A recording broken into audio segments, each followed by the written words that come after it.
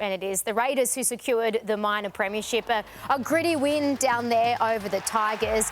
Really emotional scenes after the match when they did get to lift that JJ Gilton shield. But I think it's incredible the fact that at the beginning of the year, a lot of experts and people in the media had them either in the outside the 8 or even wooden spooners, and that's not lost on Ricky Stewart. He loves to hammer home that underdog tag and the fact that there's no pressure and everyone had written them off. So it's all the more special, isn't it, Joey? The fact that no one expected them to be in this position. Yeah, and no one can push a narrative like Ricky, us against them.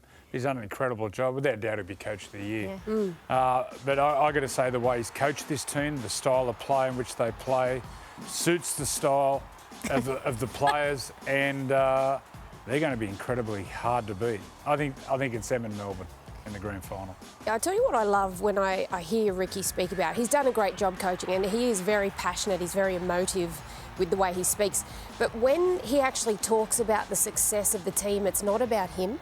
It's all about the players. It's all about what they put into it. It's all about the club as a whole, how the players are supported by the club, how much the club does for them and allows them to go out and play this style of football, which I think is really fantastic. And you can see you ride every emotion with Ricky Stewart when he's on the sideline especially. But I do want to say there was one point in the game yesterday that impressed me no end, and this young man has been spoken about all year, young Ethan Strange. When he got hit from the side by Jarrell Skelton, got absolutely poleaxed, he gets up and goes again, and Jarrell Skelton, unfortunately for him, got an HIA out of it. That to me just shows the toughness that not just he has, but this whole Raiders outfit operate under that sort of umbrella of toughness, which I love watching. And they've got all the building blocks, don't they, to get the job done. They've got someone like Ethan Strange, young Kaya Weeks, but what about their forwards? Front row. Josh Papali'i and Joseph Tarpany. Like, they are... Corey Horsburgh. Yes. Mariota. Like a fine wine, some of these big boys, You got the hooker, the young kid that comes off the bench. Owen Paddy. And Tom Starling doing a great job. But the front rowers, if you look at any grand final winning team, they always got the best front rowers. You can't play this game and you can't be in the game unless you've got some big guys in the middle who are selfless, who are just doing things that other teams can't do. The beauty of these two blokes is they're not only tough and they're big and they get you forward, they score tries. So when they're down near the try line, you need to focus in on the middle of the field because these blokes score tries. Like Tarpany hits and spins and offloads, and you saw Papali'i in milestone game score 2 tries and, of course, kick the goal. But they're best grand final win teams, always best front rowers. Yeah. And they've got the young, exciting outside backs as well. Like, did you think Kaya Weeks would have been at the level he's at right now? No, not a chance, and not even Ethan Strange. Ethan Strange has been probably the best player all year, most consistent. He's so damaging. This young fella and Ethan, off the back of those offloads, are so strong and agile and quick. And the thing in their favour, especially with these two guys, the big stage and the big moments, they don't worry them. People are saying, oh, the inexperience is a negative. I go the other way. I think the inexperience with the younger players, like them two, is a real advantage. They just want to get out and play. I'll tell you what, there's one person that is probably not lost on either of you because you're halves, but who really stands out to me as well, Jamal Fogarty. The way he's been playing, particularly of recent times, he was amazing yesterday. And the way that he and Ethan Strange work off each other, I think is really beneficial to the Raiders. And his kicking game, he's got one of the best kicks in the game. He's absolutely fantastic. And obviously he's leaving, so he's going to be looking for a really big send-off. But to me, I think he's been a standout. Or he had a moment against Penrith when he took that goal kick. Remember that, Joey? Stabbed at it. And he stabbed at it. And I reckon that could save him in the semis. I think he'll be able to go back to that moment when there's a pressure moment in a semi-final and go, you know what, just do what you do. You know, don't panic. Be the ball. Be the ball. Happy Gilmore. Sound like what was it yesterday you said? That was Happy Gilmore, wasn't it? Be the ball. Think less? Was that what you Think said? less, Think absolutely. less. Sounds simple, doesn't it? Yeah. Think less. Think less. I'll try to do that too. The Raiders chasing their first premiership in 31 years. You can see how, the town has turned green and just how passionate they are. What would it mean to the people of Canberra to be able to do it once again? Well, it's a great rugby league area. They had that great success in the 90s with these absolute champions. They made the grand final. When was that? 19 when they got rolled, but by the Roosters in a close one. But it'd be huge, especially add in the spice that Ricky Stewart coaches them. He bleeds green, so yeah, it'd be a great story. So the Raiders are officially the minor premiers, chasing another premiership. I had Storm Canberra from early on, but I just wonder whether the Broncos pack will be able to handle the Raiders pack. Just what we spoke about, Tapani, Papali'i, that rotation they have through there. It's continued. Like Payne Haas is a freak and was again last night. Yeah. He just turns up continuously. He is a premier front rower, but just the consistency and they just constantly go at you, that Raiders pack. I find with Reece Walsh being, you know, he's such a big part of this team and he gets all the good ball. I feel like the forwards sometimes don't get into a rhythm. You know, I used to watch Payne be running 180, 200 metres every week. You know, I just don't see him and Carrigan get the ball when they want it. I feel like it's always going to Reece or it's always Do you think that's a good thing? No, I think... Because Reece is the creativity, well, I creative think one. If he picks his times right, I think it's great. But I feel like when it goes the other way, when it goes sour, it's hard to get it back on track, and that's where Adam Reynolds does such a great job because he demands the ball, and normally he's kicking it.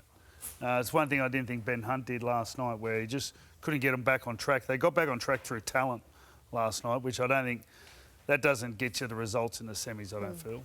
What about for the Dogs? Really unfortunate injury for Jacob Carraz, looking like at least a month at this stage. Yeah. Does that change your view on how far they can go in September? I've been saying I don't think they can win it. Lack a little bit of X factor. I thought they were poor the other night. We all know. Well, naturally going in, everyone was saying they're going to win by 50, but there was nothing out of dummy half. There was no threat out of dummy half. Bailey Hayward played 60 minutes there or something, 55. He had 2 runs for 8 metres. Do they need to put Reid Marnie in and start him? I don't know about that one. But then Reid came on, played 27 minutes. He had no runs. So it's obviously a directive from the coaching. But the most simplest and the most dangerous spot to attack from is dummy half. Look at Cronulla since Blake Brayley started running. Takes pressure off the halves, straightens the attack, and you're playing against opposition, and the big boys in the middle are tight. They're praying for you to pass. Yeah. They don't want little blokes coming at them. So. I don't think the Dogs can win it this year, but I think there's a premiership the next couple of years. But I don't think they've got the X factor where Munster, he's got another gear, Harry's got another gear, these players. What about for the Panthers? Oh, sorry, no, you're right. Tupanua made a difference. I thought he was the X factor. Yeah.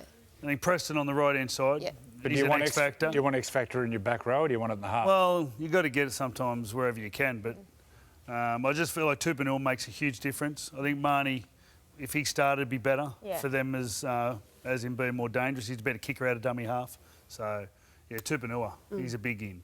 Roo, what about for Penrith? The fact that they rested all of those players suggests that Ivan Cleary's confident. You know what? Doesn't matter if we don't get that second chance. If we're in the bottom half of the 8, even if we don't get that home final week 1, we back ourselves to come to you and to get the job done. Well, it was very clear that that's what their thought process was because they knew where they would finish potentially on the ladder. And, you know, there was a lot of conjecture around it. There was a lot of discussion around it. Was it good for the game, whatever not? But at the end of the day, do Panthers fans want to see them play their best team in round 26 or do they want to see them play their best team in round 1 of the finals and push to a grand final? So I see both sides of the coin. I think it's really smart the way they've done it. And like you said, he's backing them in. He's backing them to get the job done.